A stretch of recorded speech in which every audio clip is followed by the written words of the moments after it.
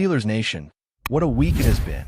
That trip to Chicago had all the ingredients of a turning point game, the kind of matchup that can define a season when everything feels unstable.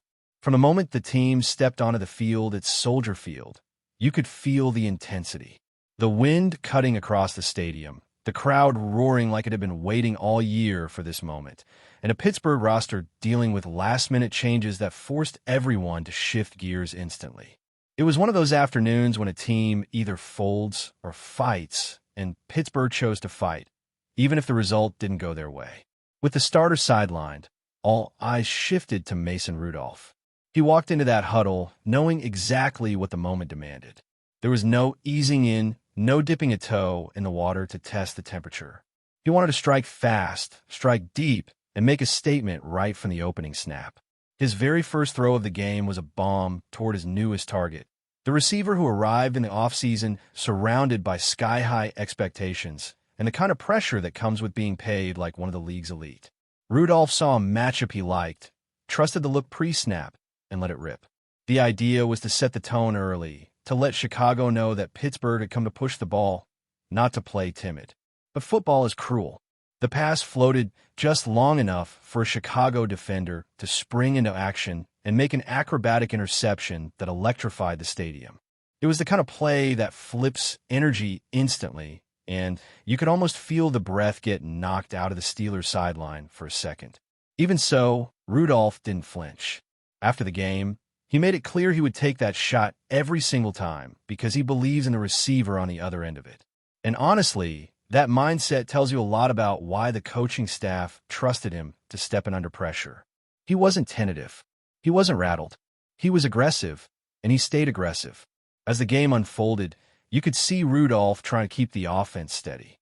He completed more than 3/4 of his throws, moved the chains when he had opportunities, and showed flashes of rhythm even when the pocket collapsed around him. One of the toughest moments came on that play-action sequence near the boundary, when Chicago's front peeled off the tackle and shut down the check-down route he wanted to use. He tried to reset, tried to protect the ball, but the defender got to him before he could secure it.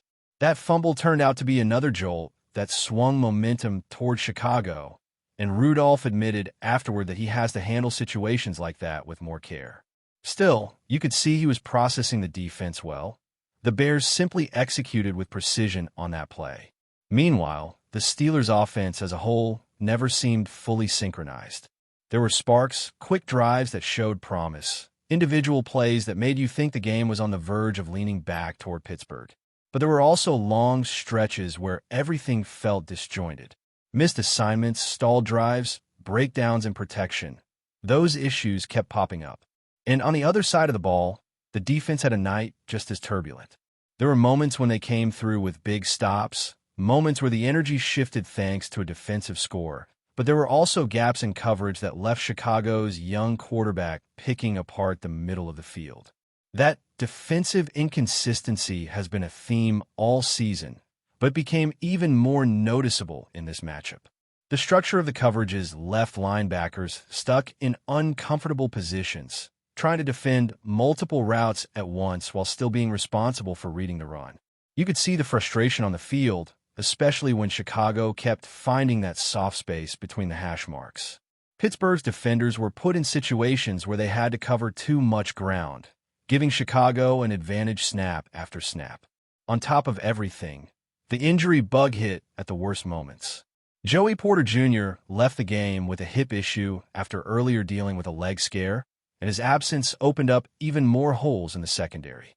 He had even made a great break on the ball earlier in the game, nearly turning the tide with an interception before a penalty on a teammate wiped the whole play off the board.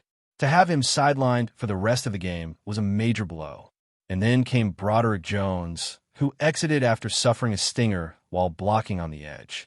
His frustration was visible as he headed to the sideline, slamming his helmet after realizing he couldn't continue. Pittsburgh has relied heavily on his stability on the line this season, and losing him forced the team to shuffle the protection at a point in the game when they desperately needed consistency.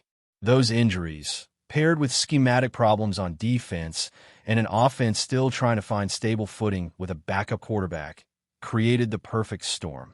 Chicago capitalized on nearly every mistake, and once they built momentum in the second half, it became harder and harder for Pittsburgh to wrestle it back.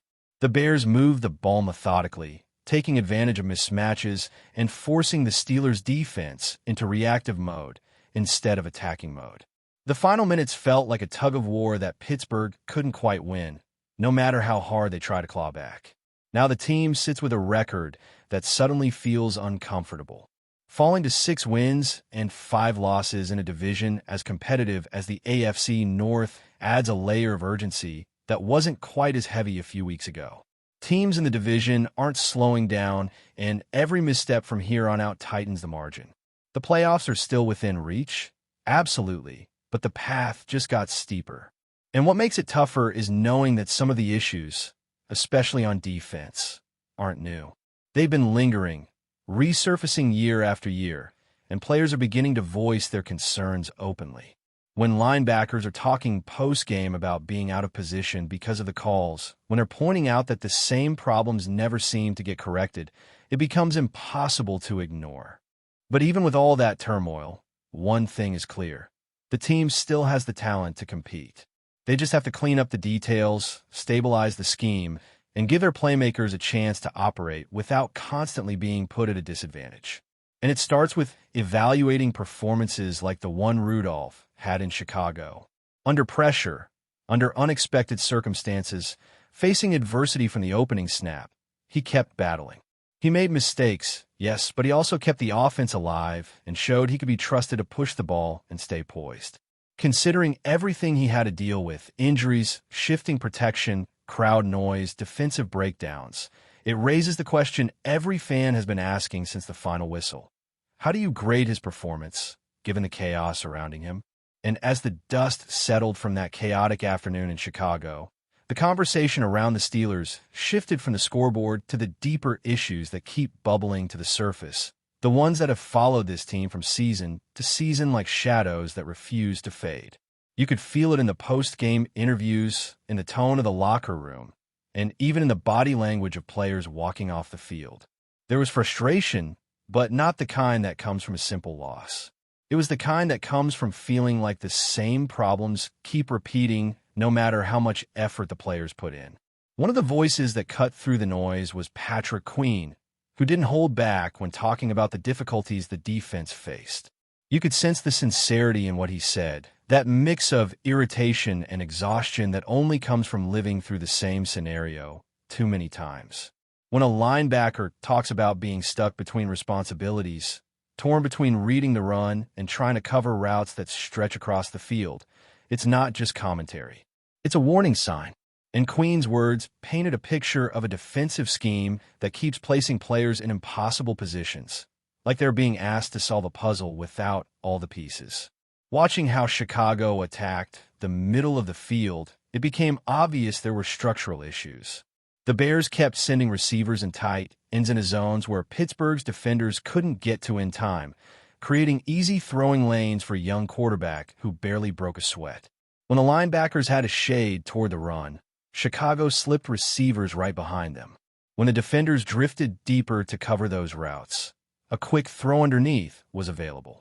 It was a pattern that repeated throughout the afternoon, and Chicago exploited it with precision.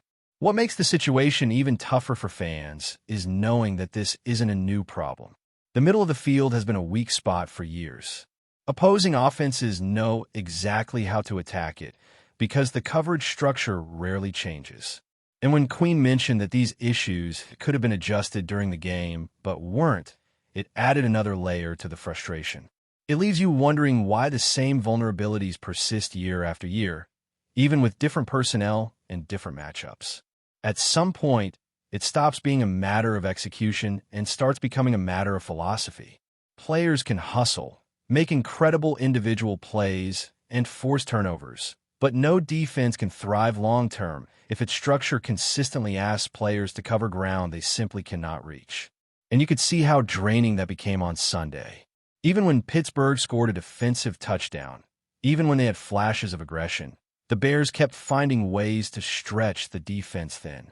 It is difficult for any unit to maintain confidence when they feel like they're always reacting instead of dictating. That's why the injuries hit even harder.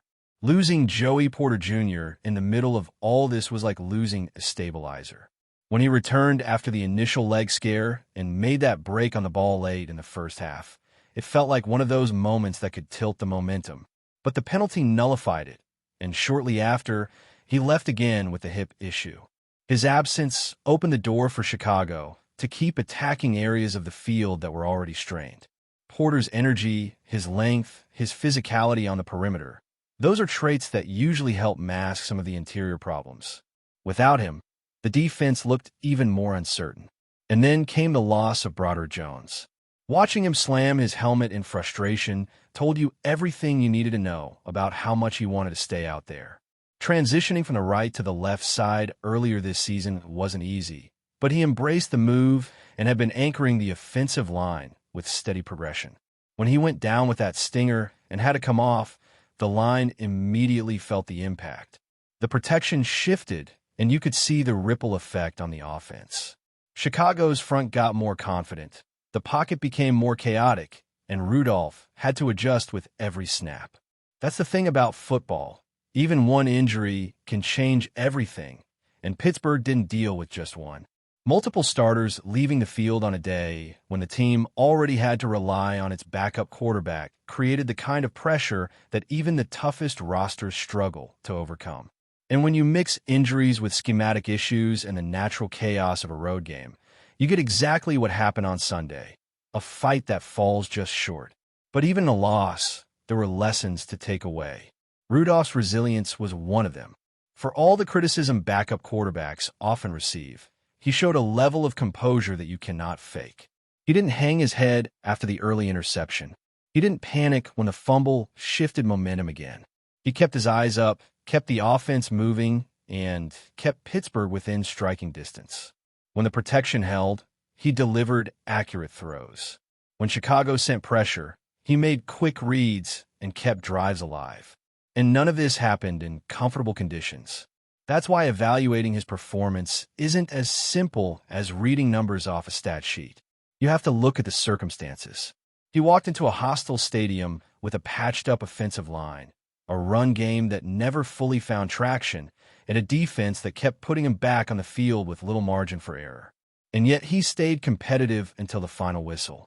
That determination matters, especially in a season where every game left on the schedule feels heavier than the last. The coaches have to address the defensive issues that have plagued this team for years. They have to rework the structure, tighten the coverage, and put their linebackers in positions where they can succeed rather than chase. Because players like Queen, Wilson, and Porter cannot keep covering for systemic problems forever.